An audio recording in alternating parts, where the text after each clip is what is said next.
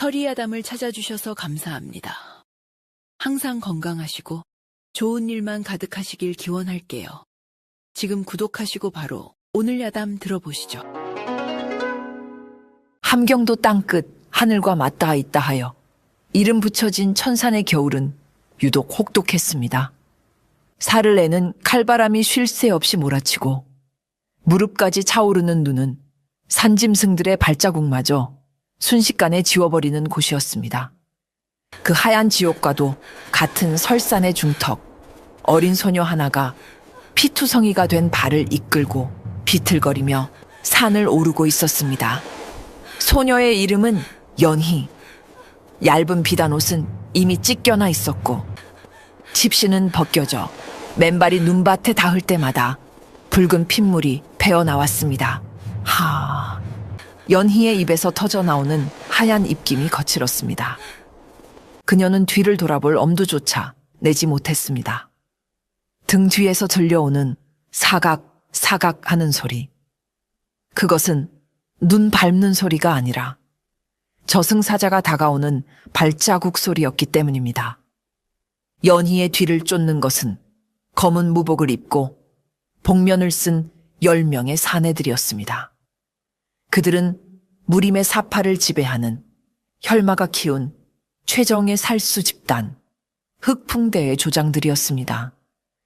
그들은 감정이 없는 살육 기계와 같아서 지치는 기색도 없이 일정한 속도로 연희와의 거리를 좁혀오고 있었습니다. 잡아라. 놈들의 씨를 말려야 한다. 선두에 선 살수가 낮게 으르렁거렸습니다. 연희는 공포에 질려 눈물이 핑 돌았지만 등에 맨 보따리를 더욱 꽉 움켜 쥐었습니다. 그것은 가문이 멸문지화를 당하면서 아버지가 목숨과 바꿔 지켜내라 당부하신 가문의 비급이었습니다. 여기서 잡히면 안 돼. 아버지, 어머니. 연희는 전 먹던 힘을 다해 눈 덮인 언덕을 기어 올랐습니다. 언덕 너머에 낡고 허름한 오두막 한 채가 보였습니다. 굴뚝에서는 희미한 연기가 피어오르고 있었습니다. 사람이다. 연희는 희망을 품고 오두막을 향해 달렸습니다. 오두막 앞마당에는 허리가 굽은 노인 하나가 빗자루로 눈을 쓸고 있었습니다. 낡은 무명옷을 입고 앙상한 손으로 빗자루질을 하는 모습은 영락없는 힘없는 촐로였습니다. 연희는 노인의 다리에 매달리며 울부짖었습니다. 할아버지, 살려주세요. 저 사람들이 저를 죽이려 해요. 노인은 빗자루질을 멈추고 천천히 허리를 폈습니다. 깊게 패인 주름과 흐릿한 눈동자. 그는 무심한 표정으로 연희를 내려다보았습니다. 여기는 산 사람의 발길이 닿을 곳이 아니다. 돌아가거라. 노인의 목소리는 건조했습니다. 그때 뒤따라온 살수들이 마당으로 들이닥쳤습니다. 10명의 살수들이 뿜어내는 살기가 마당을 가득 채웠습니다. 대장격인 살수가 피 묻은 칼을 들어 노인을 겨누었습니다. 비켜라 늙은이. 명줄 재촉하기 싫으면. 살수는 노인을 벌레 보듯 했습니다. 핏덩이 같은 소녀 하나를 잡으러 왔다가 웬 늙은이가 방해를 하니 귀찮을 따름이었지요. 하지만 노인은 물러서지 않았습니다. 그는 다시 빗자루를 들고 무심하게 눈을 쓸기 시작했습니다. 눈이 많이 왔구먼. 손님이 올 날씨가 아닌데. 노인의 태도에 살수는 자존심이 상했습니다. 천하를 호령하는 흑풍대 조장인 자신을 무시하다니 살수의 눈에 핏발이 섰습니다. 죽고 싶어 환장했구나. 계집과 함께 저승길 동무나 되어라. 살수가 벼락같이 달려들며 노인의 목을 향해 검을 휘둘렀습니다. 그 속도는 눈으로 쫓을 수 없을 만큼 빨랐습니다. 연희는 비명을 지르며 눈을 질끈 감았습니다. 노인의 목이 바닥에 뒹굴 것이라 생각했습니다. 그러나 베어진 것은 노인의 목이 아니었습니다. 둔탁하면서도 경쾌한 파여름이 눈보라를 갈랐습니다. 연희가 살며시 눈을 떴을 때 믿을 수 없는 광경이 펼쳐져 있었습니다. 노인은 여전히 그 자리에 서 있었고 그의 손에는 빗자루 대신 마당 구석에 굴러다니던 썩은 나뭇가지 하나가 들려 있었습니다. 그리고 노인의 목을 베려던 살수의 대장은 목을 감싸 쥔 채 피를 뿜으며 바닥에 무릎을 꿇고 있었습니다. 그의 목에는 가느다란 붉은 선이 그어져 있었습니다. 나뭇가지에 베인 상처였습니다. 어떻게 나뭇가지로? 살수는 말을 잇지 못하고 눈밭에 쓰러졌습니다. 남은 9명의 살수들이 경악하여 뒷걸음질 쳤습니다. 그들은 보았습니다. 칼이 노인의 목에 닿기 직전 노인이 발로 툭 차올린 나뭇가지를 낚아채어 보이지 않는 속도로 휘두른 것을. 검기를 머금은 나뭇가지는 명검보다 더 예리했습니다. 이 늙은이가. 남은 살수들이 일제히 덤벼들었습니다. 사방에서 칼날이 쇄도했습니다. 하지만 노인은 당황하지 않았습니다. 그는 나뭇가지를 지휘봉처럼 가볍게 휘저었습니다. 슉! 노인의 움직임은 춤을 추는 듯 유려했습니다. 나뭇가지가 허공을 가를 때마다 살수들의 비명소리가 터져나왔습니다. 누구는 손목이 부러졌고 누구는 미간이 뚫렸으며 누구는 심장이 찔렸습니다. 썩은 나뭇가지 하나가 강철검을 든 10명의 고수들을 농락하고 있었습니다. 순식간이었습니다. 눈 깜짝할 사이에 마당은 붉은 피로 낭자해졌고 10명의 살수들은 모두 차가운 시신이 되어 눈밭에 널브러졌습니다. 오직 바람소리만이 윙윙거릴 뿐 정막이 감돌았습니다. 노인은 피 묻은 나뭇가지를 툭 던져버리고는 다시 빗자루를 집어들었습니다. 그리고는 아무 일도 없었다는 듯 시체들 사이로 묵묵히 눈을 쓸기 시작했습니다. 눈이 더럽혀졌구먼. 쓸 일이 태산이야. 그의 뒷모습은 너무나 평범하고 초라해 보여서 방금 전에 그 무시무시한 살육을 벌인 자라고는 도저히 믿기지 않았습니다. 설산의 검묘지기, 고운의 정체가 세상에 드러나는 순간이었습니다. 살육이 끝난 마당은 기이할 정도로 고요했습니다. 하얀 눈 위에 뿌려진 붉은 선혈들이 김을 내뿜으며 묘한 비린내를 풍겼습니다. 고운은 묵묵히 빗자루질을 하며 시체들 위에 덮인 눈을 치웠습니다. 그의 표정에는 승리감도 두려움도 죄책감도 없었습니다. 그저 귀찮은 일을 처리하는 늙은 묘지기의 권태로움만이 묻어날 뿐이었지요. 구석에 주저앉아 덜덜 떨고 있던 연희는 눈앞에 노인이 사람인지 귀신인지 분간할 수가 없었습니다. 분명 자신을 구해준 은인이었지만 10명의 사람을 눈 하나 깜짝 않고 죽이는 모습은 살수들보다 더 공포스러웠습니다. 가라. 고운이 빗자루질을 멈추지 않은 채 툭 내뱉었습니다. 내 뒤를 쫓던 놈들은 죽었다. 산을 내려가든 숨어 살든 네가 알아서 하거라. 이곳은 어린아이가 머물 곳이 아니다. 그의 말투는 냉정했습니다. 30년 전 스스로 강호를 떠나 이 설산 꼭대기에 건묘를 짓고 은둔한 이후 그는 세상과의 인연을 철저히 끊고 살았습니다. 정을 주는 것도 받는 것도 사치라 여겼기에 눈앞에 가여운 소녀조차 그에게는 그저 자신의 고요를 깨트린 불청객일 뿐이었습니다. 연희는 울먹이며 일어서려 했지만 다리에 힘이 풀려 다시 주저앉고 말았습니다. 며칠간의 도주로 탈진한 데다 동상에 걸린 발이 퉁퉁 부어올라 감각이 없었기 때문입니다. 할아버지, 갈 곳이 없어요. 부모님도 언니 오빠도 다 죽었어요. 저만 남았어요. 연희의 목소리는 가늘게 떨렸습니다.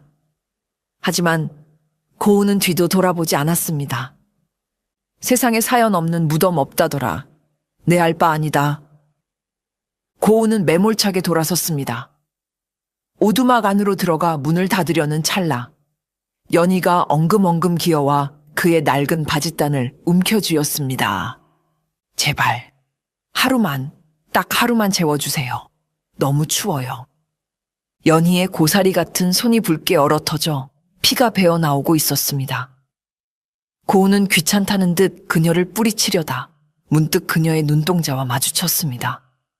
공포와 절망, 그리고 살고 싶다는 처절한 생명력이 뒤섞인 그 큰 눈망울. 순간 고은의 머릿속에 잊고 지냈던, 아니 잊으려 발버둥 쳤던 기억의 파편이 스치고 지나갔습니다. 30년 전 자신의 품 안에서 피를 토하며 죽어가던 딸의 눈빛. 아버지는 칼밖에 모르시잖아요. 원망과 그리움이 뒤섞였던 그 마지막 눈빛이 눈앞의 소녀 연희의 눈빛과 겹쳐 보였습니다. 고은의 손이 허공에서 멈췄습니다. 굳게 닫혔던 그의 마음의 문틈으로 아주 미세한 바람이 불어왔습니다. 늙고 메마른 심장이 쿵 하고 내려앉는 것 같았습니다. 그는 떨리는 손으로 바짓단을 잡은 연희의 손을 내려다 보았습니다. 딸아이가 죽을 때 입고 있던 옷자락을 잡던 그 손길과 너무나 닮아 있었습니다. 제길! 고은은 낮은 욕설을 내뱉었습니다. 차마 그 손을 뿌리칠 수가 없었습니다. 그는 빗자루를 내던지고 한숨을 푹 쉬며 연희를 번쩍 안아들었습니다. 오늘뿐이다. 날이 밝으면 당장 내려보낼 테니 그리 알아라. 그는 투덜거리며 연희를 오두막 안으로 데리고 들어갔습니다. 오두막 안은 좁고 누추했지만 화로에서 타오르는 장작불 덕분에 훈훈했습니다. 고은은 연희를 아랫목에 뉘고 꽁꽁 언 그녀의 발을 주무르기 시작했습니다. 어린 것이 미련하게도 버텼구나. 그는 찬장에 있던 독한 술을 꺼내 연희의 상처에 붓고 낡은 천을 찢어 동염해 주었습니다. 따가움에 연희가 신음했지만 고은의 손길은 의외로 투박하면서도 조심스러웠습니다. 연희는 따뜻한 온기에 긴장이 풀리며 서서히 의식을 잃어갔습니다. 흐릿해지는 시야 속에서 그녀는 무뚝뚝하게 자신의 발을 치료해주는 노인의 옆모습을 보았습니다. 차갑고 무서운 줄만 알았던 묘직이 할아버지의 등은 생각보다 넓고 따뜻해 보였습니다. 밖에는 여전히 눈보라가 몰아치고 있었지만 오두막 안은 세상과 단절된 작은 섬처럼 고요하고 평온했습니다. 초대받지 않은 손님과 세상 등진 묘지기의 기묘한 동거는 그렇게 눈보라치는 밤과 함께 시작되었습니다. 다음 날 아침 연희는 눈부신 햇살에 눈을 떴습니다. 낯선 천장이었지만 코끝에 스치는 묵은 나무 냄새와 약초 냄새가 묘하게 마음을 편안하게 해주었습니다. 몸을 일으키자 발목의 통증이 느껴졌지만 어제보다는 한결 나아져 있었습니다. 할아버지, 오두막 안에는 아무도 없었습니다. 연희는 조심스럽게 문을 열고 밖으로 나갔습니다. 그리고 눈앞에 펼쳐진 광경에 입을 다물지 못했습니다. 오두막 뒤편, 완만한 언덕배기를 따라 수만 자루의 칼들이 눈밭에 꽂혀 있었습니다. 녹슬어 붉게 변한 칼, 부러져 반만 남은 칼, 이가 다 빠진 칼. 각양각색의 낡은 칼들이 마치 비석처럼 끝없이 늘어서 있는 모습은 기괴하면서도 엄숙한 장관을 이루고 있었습니다. 그곳은 말 그대로 검묘, 칼들의 무덤이었습니다. 고은은 그 수많은 칼들 사이에서 무릎을 꿇고 앉아 있었습니다. 그의 앞에는 어제 죽은 10명의 살수들이 쓰러져 있던 자리에서 수습한 10자루의 칼이 놓여 있었습니다. 그는 헝겊으로 칼에 묻은 피와 기름을 정성스럽게 닦아내고 있었습니다. 살인을 저지른 흉기를 닦는 손길이라고는 믿기지 않을 만큼 경건하고 섬세했습니다. 연희는 숨을 죽이고 그에게 다가갔습니다. 인기척을 느낀 고은이 고개를 돌리지 않은 채 말했습니다. 깼느냐? 네. 할아버지, 여기서 뭐 하세요? 보면 모르느냐? 칼을 묻어주고 있다. 고은은 다 닦은 칼 한 자루를 집어들고 땅을 파서 그 자루를 깊숙이 꽂아 넣었습니다. 그리고는 흙을 덮고 눈을 다독였습니다. 마치 사람을 매장하듯 정중한 의식이었습니다. 왜? 칼을 묻어주나요? 저 칼들은 나쁜 사람들이 쓰던 거잖아요. 연희의 순진한 물음에 고우는 씁쓸한 미소를 지으며 하늘을 올려다보았습니다. 칼에는 죄가 없다. 죄는 그 칼을 쥐고 휘두른 사람에게 있는 것이지. 이 칼들도 처음 대장간에서 나올 때는 누군가를 지키거나 나라를 구하겠다는 주인의 올곧은 마음을 담고 있었을 게다. 허나 주인의 욕망에 휘둘려 피를 마시고 결국엔 이렇게 주인과 함께 버려지는 신세가 된 것이지. 고우는 꽂힌 칼자루를 쓰다듬었습니다. 나는 30년 전 내 손에 죽어간 수많은 무리민들의 넋을 기리기 위해 이곳에 들어왔다. 그들이 남긴 칼을 거두어 닦고 이곳에 묻어줌으로써 그들의 원한을 조금이나마 씻어주고자 합니다. 칼은 사람을 죽이지만 흙은 칼을 품어주니까. 녹슬어 흙으로 돌아가면 그 업보도 사라지겠지. 연희는 노인의 말을 다 이해할 수는 없었지만 그가 짊어지고 있는 무게가 얼마나 무거운지는 느낄 수 있었습니다. 눈앞에 수만 자루의 칼들이 모두 그가 젊은 시절 꺾거나 혹은 그를 찾아와 죽어간 도전자들의 유품이라는 사실을 어린 소녀는 알지 못했습니다. 너를 쫓던 놈들의 칼도 이제 이곳의 식구가 되었다. 죽은 자는 말이 없고 산 자는 살아야지. 고우는 자리에서 일어났습니다. 밥이나 먹자. 네가 가져온 그 짐짝이나 잘 챙겨라. 그게 널 살리기도 하고 죽이기도 할 테니. 연희는 고운의 뒤를 따라 오두막으로 향했습니다. 칼 무덤 사이로 불어오는 바람소리가 마치 수많은 영혼들의 웅성거림처럼 들려왔습니다. 검신이라 불렸던 사내가 칼을 버리고 칼을 묻는 묘지기가 된 사연. 그 깊은 회한의 역사가 설산의 눈 속에 차곡차곡 쌓여가고 있었습니다. 한편 천산 아래 마을 객주에 머물고 있던 혈마는 초조하게 부하들을 기다리고 있었습니다. 어제 보낸 흑풍대 선발대 1조가 돌아올 시간이 지났는데도 감감무소식이었기 때문입니다. 어찌된 일이냐? 아직도 소식이 없느냐? 혈마가 찻잔을 신경질적으로 내려놓으며 물었습니다. 그의 붉은 머리카락과 핏기 없는 창백한 얼굴은 보는 이로 하여금 본능적인 공포를 느끼게 했습니다. 그때 정찰을 나갔던 부하가 사색이 되어 들어왔습니다. 죽은 큰일 났습니다. 산 중턱 오두막 근처에서 선발대 전원의 시신이 발견되었습니다. 뭐라, 전멸했다고? 그 어린 계집 하나를 못 잡아서? 그게 아닙니다. 시신들의 상태가 모두 일격에 급소를 당해 즉사했습니다. 칼자국은 없는데 마치 예리한 검기에 베인 듯한 상처였습니다. 혈마의 눈썹이 꿈틀했습니다. 검기라니. 이 변방의 설산에 흑풍대 조장급 고수 10명을 순식간에, 그것도 검기만으로 제압할 수 있는 자가 있단 말인가. 혈마는 자리에서 벌떡 일어났습니다. 그의 뇌리에 한 사람의 이름이 스치고 지나갔습니다. 30년 전 강호에서 종적을 감춘 자신의 스승이자 자신이 평생을 넘어서고 싶어 했던 유일한 벽, 고운 그 늙은이가 살아있었단 말인가. 혈마의 입가에 비릿한 미소가 번졌습니다. 그는 그동안 고운이 죽었다고 생각했습니다. 하지만 이렇게 살아있다니. 그것도 자신이 쫓는 비급을 가진 소녀와 함께 있다니. 이것은 하늘이 준 기회였습니다. 비급을 손에 넣고 동시에 스승을 죽여 자신이 진정한 천하제일임을 증명할 기회. 재밌구나. 아주 재밌어. 혈마는 즉시 명령을 내렸습니다.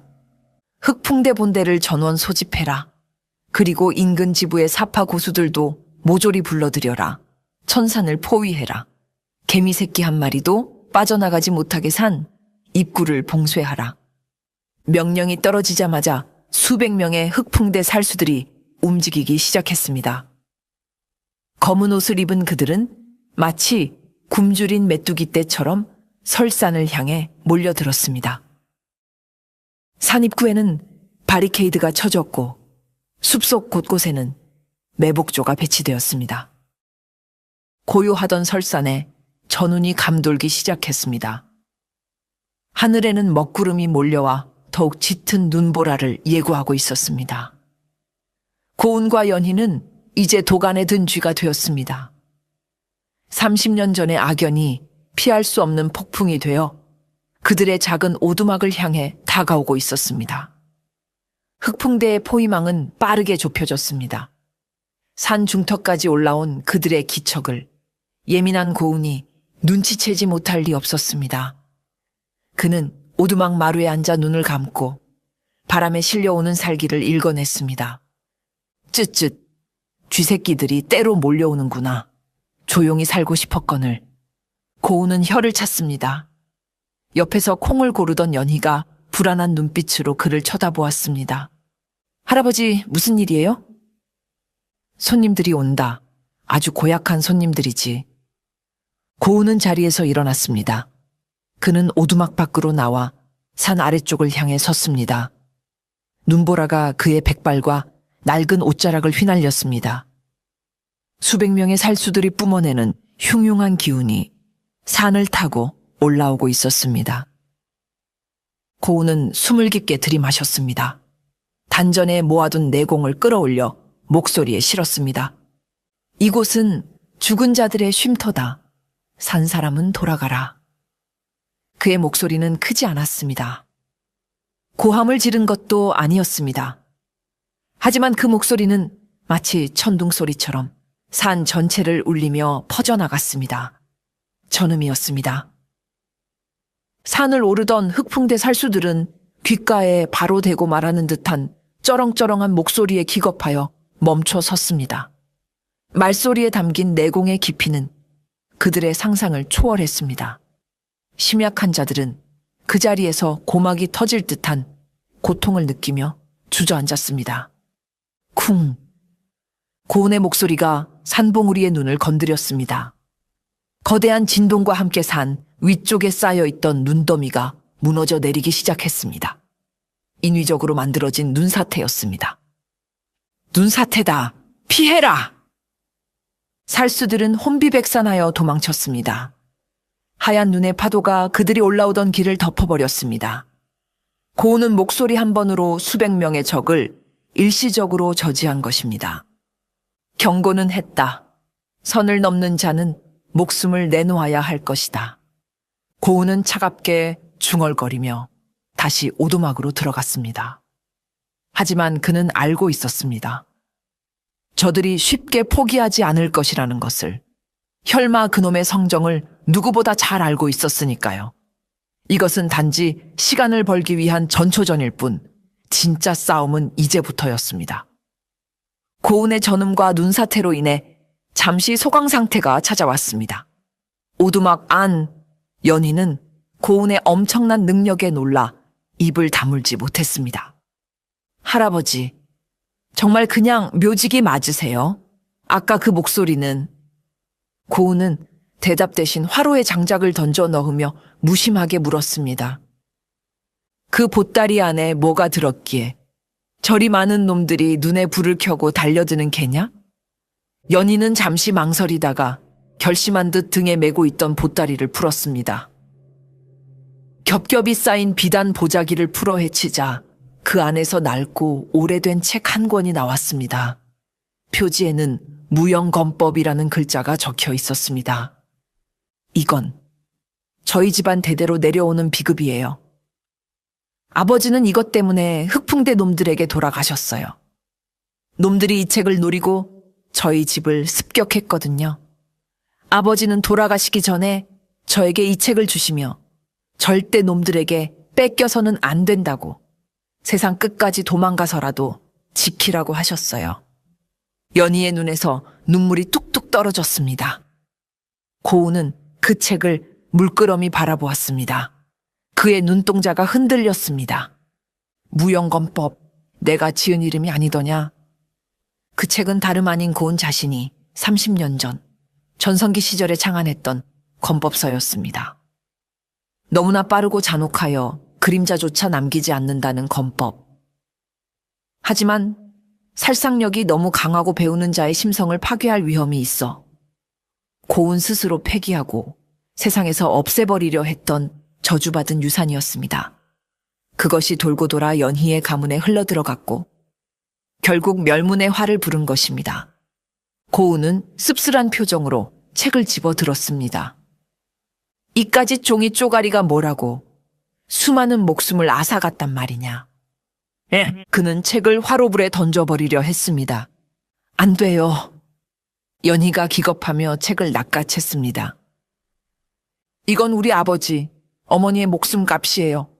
절대 태울 수 없어요. 연희는 책을 품에 꼭 안고 경계하는 눈빛으로 고운을 노려보았습니다. 고운은 한숨을 내쉬었습니다. 자신의 과거가, 자신의 업보가 죄 없는 아이에게까지 굴레를 씌운 것 같아 가슴이 답답했습니다. 그래, 네 목숨보다 귀하다면 지키거라. 허나 명심해라. 그 책은 힘이 아니라 독이다. 언젠가 너도 그 독에 중독될지 모른다. 고운은 돌아앉았습니다. 밖에서는 다시 눈보라 소리가 거세지고 있었습니다. 혈마놈이 그 책이 무형권법이라는 것을 알았다면 절대 포기하지 않을 것입니다. 놈은 평생 그 권법을 탐내어 스승인 자신을 배신했으니까요. 눈사태가 멈추고 길이 뚫리자 흑풍대는 다시 진격해 왔습니다. 이번에는 더 조심스럽고 은밀하게 움직였습니다. 고운은 그들이 오두막 코앞까지 다가왔음을 감지했습니다. 이제 말로는 안 되겠군. 고운은 오두막 밖으로 나갔습니다. 검묘에는 수천 자루의 녹슨 칼들이 꽂혀 있었습니다. 평범한 사람 눈에는 그저 무질서하게 꽂힌 고철 덩어리로 보였겠지만 고운에게는 그것들이 하나하나의 바둑돌이자 진을 이루는 기둥이었습니다. 고운은 지팡이로 눈밭을 툭툭 치며 몇몇 칼들의 위치를 옮겼습니다. 이쪽을 막고 저쪽을 열고 바람길을 이렇게 틀면 그는 검묘 전체를 하나의 거대한 미로로 탈바꿈시켰습니다. 산속의 안개와 눈보라가 칼날 사이를 흐르며 시야를 흐리게 만들었고 칼들이 바람에 울려내는 소리는 사람의 방향 감각을 마비시키는 환청처럼 들리게 했습니다. 흑풍대 살수들이 검묘 입구에 들어섰습니다. 저기 오두막이 보인다. 돌격해라. 그들은 안개를 뚫고 오두막을 향해 달렸습니다. 하지만 이상한 일이 벌어졌습니다. 아무리 달려도 오두막은 가까워지지 않았습니다. 오히려 그들은 제자리를 뱅뱅 돌고 있었습니다. 안개 속에서 갑자기 튀어나온 녹슨 칼날에 옷이 찢기고 살이 베었습니다. 으악! 여기 칼이 있다. 어디냐? 저기다. 방향 감각을 잃은 살수들은 서로를 적으로 착각하기 시작했습니다. 안개 속에서 그림자가 움직이자 동료인 줄 모르고 칼을 휘둘렀습니다. 챙챙! 크악! 자기들끼리 찌르고 배는 아비규환이 벌어졌습니다. 어떤 살수들은 헛디뎌 낭떠러지로 떨어졌고 어떤 이들은 칼날 숲에 갇혀 공포에 질려 미쳐갔습니다. 고운은 오두막 마루에 앉아 차를 마시며 그 광경을 지켜보았습니다. 직접 손에 피를 묻히지 않고도 지형지물과 상대의 심리만을 이용해 적을 제압하는 고수의 경지였습니다. 연희는 창문 틈으로 그 모습을 보며 두려움과 경외감을 동시에 느꼈습니다. 할아버지, 저 칼들이 움직이는 것 같아요. 칼은 움직이지 않는다. 사람의 마음이 흔들릴 뿐이지. 고운의 말대로였습니다. 욕망과 사리에 눈먼 자들에게 검묘는 빠져나올 수 없는 개미지옥이었습니다. 부하들의 비명소리가 끊이지 않자 산 아래에서 상황을 지켜보던 혈마의 인내심이 바닥났습니다. 한심한 놈들, 늙은이의 잔재주 하나 못 당해내다니. 혈마는 검붉은 망토를 휘날리며 직접 산을 오르기 시작했습니다. 그의 발걸음은 가벼웠지만 뿜어내는 기세는 산을 짓누를 듯 무거웠습니다. 그가 건묘 입구에 들어서자 안개가 그의 앞을 가로막았습니다. 하지만 혈마는 코웃음을 쳤습니다. 스승님, 이딴 환술로 저를 막을 수 있다고 생각하셨습니까? 혈마는 허리춤에서 시퍼런 빛이 감도는 마검을 뽑아들었습니다. 그리고 허공을 향해 거칠게 검을 휘둘렀습니다. 파! 검은 검기가 폭풍처럼 몰아치며 안개를 찢어발겼습니다. 진법을 이루던 녹슨 칼들이 우수수 뽑혀 나갔습니다. 단순한 무력으로 정교한 진법을 깨부순 것입니다. 안개가 걷히고 길이 열렸습니다. 혈마는 시체들을 밟고 지나가며 오두막을 향해 성큼성큼 걸어갔습니다. 오두막 앞, 고은이 지팡이를 짚고 서서 그를 기다리고 있었습니다. 오랜만이군요, 스승님. 아직도 그 지겨운 칼 무덤이나 지키고 계십니까? 혈마의 목소리에는 비아냥과 함께 묘한 희열이 섞여 있었습니다. 30년 만의 재회. 사제의 연을 맺었던 두 사람이 이제는 서로의 목을 노리는 적이 되어 마주 섰습니다. 눈보라가 두 사람 사이를 휘몰아쳤습니다. 고은은 낡은 무명옷을 입은 꼬부랑 늙은이였고 혈마는 화려한 비단옷에 명검을 든 중년의 고수였습니다. 겉모습만 보면 승부는 이미 결정된 듯 했습니다. 고은은 혈마를 보며 씁쓸한 표정을 지었습니다. 기어이 여기까지 왔구나. 내 너에게 칼을 가르친 것을 평생을 두고 후회했다. 후회라뇨. 스승님 덕분에 제가 천하제일이 되지 않았습니까? 아, 아직은 아니군요. 스승님을 꺾어야 진정한 제일이 되겠죠. 혈마는 탐욕스러운 눈빛으로 오두막을 곁눈질했습니다. 그 계집아이가 비급을 가지고 있지요? 무영검법. 스승님이 저에게만 가르쳐주지 않고 숨겨두셨던 그 비급 말입니다. 이제라도 내놓으신다면 고통 없이 보내드리겠습니다. 내 놈은 아직도 칼의 무게를 모르는구나. 그 검법은 재앙이다. 힘만을 쫓다간 결국 네 칼이 너를 찌르게 될 것이다. 고은의 꾸짖음에 혈마의 얼굴이 일그러졌습니다. 설교는 지겹습니다. 30년 전이나 지금이나 스승님은 저를 인정하지 않으시는군요. 그렇다면 힘으로 증명해 보이겠습니다. 제가 스승님을 넘어섰다는 것을. 혈마의 몸에서 붉은 아지랑이가 피어올랐습니다. 살기가 실체화된 듯한 기운이었습니다. 고은은 지팡이를 고쳐 잡았습니다. 피할 수 없는 싸움이었습니다. 죽어라. 혈마가 땅을 박차고 날아올랐습니다. 그의 마검이 붉은 궤적을 그리며 고은의 머리를 향해 떨어졌습니다. 바위도 두부처럼 자를 위력이었습니다. 고은은 무기가 없었습니다. 그는 손에 든 낡은 나무 지팡이를 들어 올렸습니다. 챙! 금속과 나무가 부딪혔는데 쇠가 울리는 소리가 났습니다. 고은이 지팡이에 내공을 주입하여 강철처럼 단단하게 만든 것입니다. 호, 아직 녹슬지 않으셨군요. 혈마는 검을 회수하며 연달아 10여 번의 검격을 날렸습니다. 쾌검이었습니다. 소나기처럼 쏟아지는 칼날을 고은은 지팡이 하나로 요리조리 막아냈습니다. 최소한의 움직임으로 상대의 공격을 흘려보내는 노련함의 극치였습니다. 하지만 세월은 속일 수 없었습니다. 고은의 내공은 깊었지만 육체는 이미 노쇠해 있었습니다. 혈마의 젊고 파괴적인 힘이 지팡이를 타고 전해질 때마다 고은의 손목과 어깨에는 무리가 갔습니다. 콰직! 혈마의 강한 일격에 고은의 지팡이가 금이 가며 반으로 부러졌습니다. 이제 끝입니다! 혈마가 빈틈을 노리고 찌르기를 들어왔습니다. 고은은 황급히 몸을 비틀었지만 칼끝이 그의 옆구리를 스치고 지나갔습니다. 윽! 고은의 입가에 붉은 피가 흘러내렸습니다. 하얀 눈밭에 붉은 핏방울이 떨어졌습니다. 첫 번째 대결은 혈마의 우세였습니다. 고은이 주춤하며 뒤로 물러나자 혈마는 승기를 잡았다고 확신했습니다. 스승님, 이제 늙으셨습니다. 더 이상 저를 막을 수 없습니다. 혈마는 비릿한 웃음을 지으며 고은을 몰아붙였습니다. 고은은 맨손으로 혈마의 검을 상대하느라 숨이 턱 끝까지 차올랐습니다. 그때 오두막 문이 열리고 연희가 뛰쳐나왔습니다. 할아버지! 연희는 고은이 피를 흘리는 모습을 보고 놀라 소리쳤습니다. 혈마의 눈이 번뜩였습니다. 저 계집이군. 혈마는 고은을 공격하는 척하다가 방향을 틀어 연희를 향해 암기를 날렸습니다.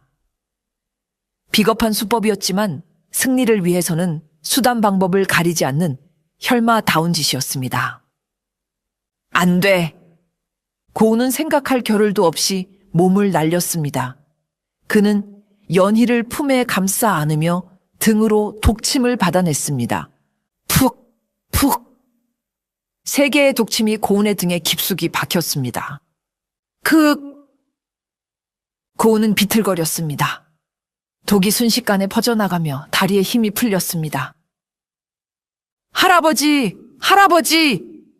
연희가 울부짖었습니다. 혈마는 킬킬거렸습니다. 하하하, 늙은이가 제자의 손에 죽는 꼴이라니. 이제 비급을 내놓으시지.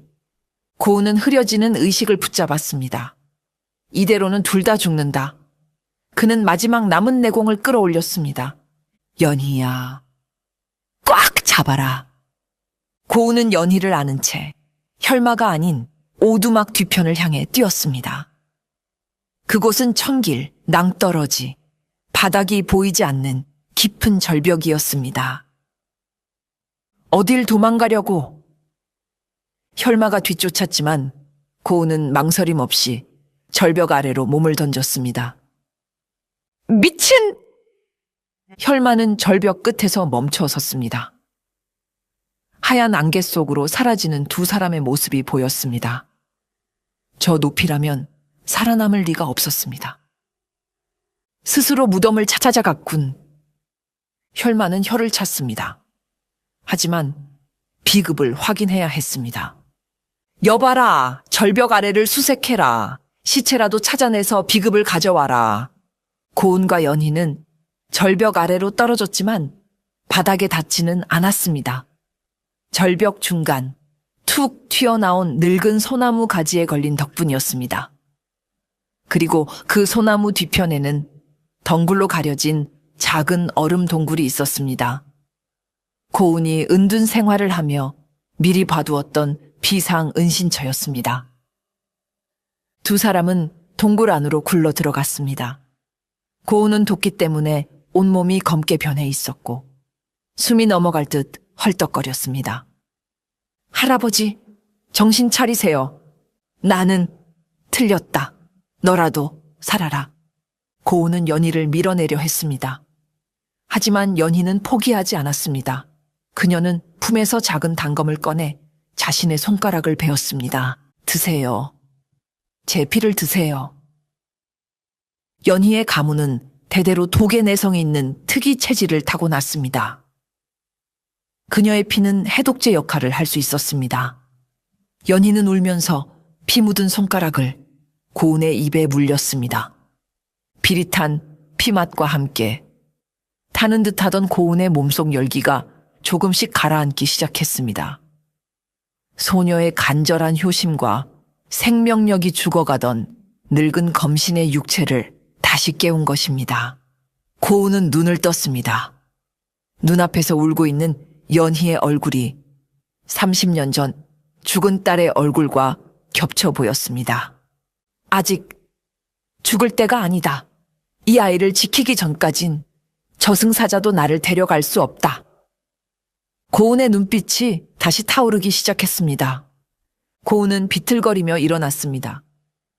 아직 독이 완전히 빠지지는 않았지만 움직일 수는 있었습니다.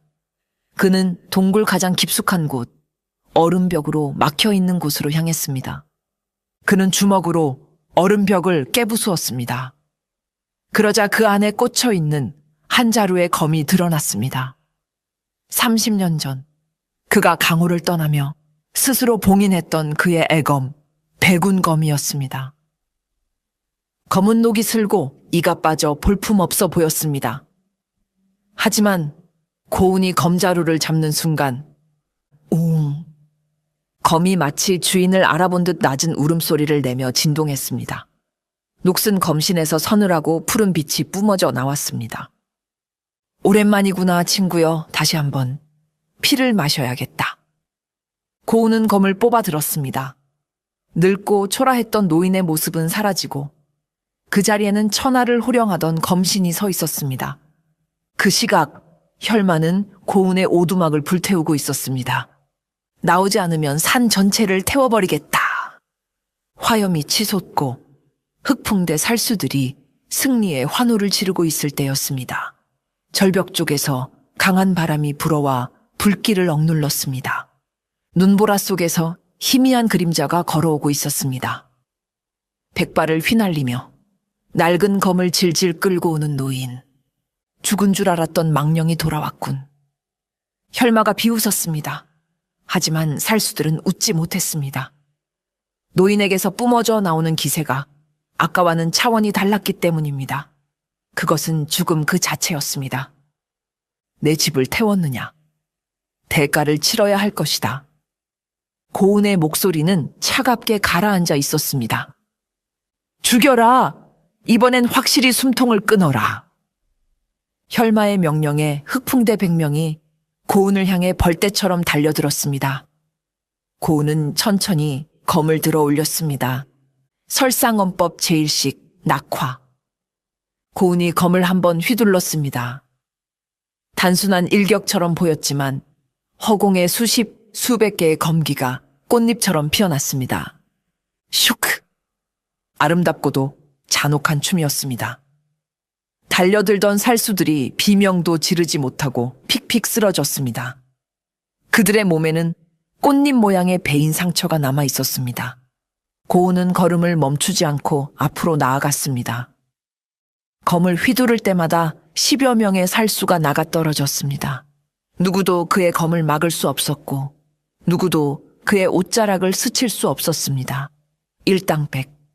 전설 속의 무신이 현현한 모습이었습니다. 순식간에 100명의 흑풍대가 전멸했습니다. 하얀 눈밭은 다시 붉은 피로 물들었습니다. 그 한가운데 고운이 서 있었습니다. 피 한 방울 묻지 않은 깨끗한 모습으로. 이제 남은 것은 혈마뿐이었습니다. 혈마는 부하들의 전멸에도 아랑곳하지 않고 오히려 광기 어린 미소를 지었습니다. 이겁니다. 제가 원하던 것이 바로 이겁니다. 진정한 검신과의 승부. 혈마는 마검을 뽑아들고 고운에게 달려들었습니다. 두 개의 검이 부딪혔습니다. 굉음과 함께 충격파가 터져나와 주변의 눈을 날려버렸습니다. 하늘과 땅이 뒤집히는 듯한 대결이었습니다. 혈마는 빠르고 강력한 사파의 검법을 구사하며 고운을 몰아붙였습니다. 하지만 고운의 검은 물처럼 유려했습니다. 혈마의 모든 공격을 부드럽게 흘려보내고 빈틈을 파고들었습니다. 왜 안 맞는 거냐? 늙은이 주제에! 혈마가 조바심을 내며 더욱 거칠게 공격했습니다. 네 칼에는 살기만 있을 뿐 마음이 없다. 그래서 가볍다. 고운이 차분하게 응수했습니다. 수십 합을 겨루던 중 혈마가 빈틈을 보였습니다. 고운의 검이 혈마의 목을 향해 쇄도했습니다. 혈마는 피할 수 없음을 직감하고 눈을 질끈 감았습니다. 하지만 차가운 감촉은 느껴지지 않았습니다. 탁! 고운은 검을 멈추지 않았습니다. 다만 검날을 돌려 검등으로, 아니 검을 거두고 검집으로 혈마의 검을 쳐냈습니다. 혈마의 마검이 허공으로 날아갔습니다. 그리고 고운은 손가락으로 혈마의 미간을 단전을 짚었습니다. 파! 혈마의 몸 안에서 무언가 깨지는 소리가 났습니다. 그가 평생 쌓아온 사악한 내공이 흩어지는 소리였습니다. 혈마는 무릎을 꿇었습니다. 왜 죽이지 않았습니까? 검은 흉기가 아니라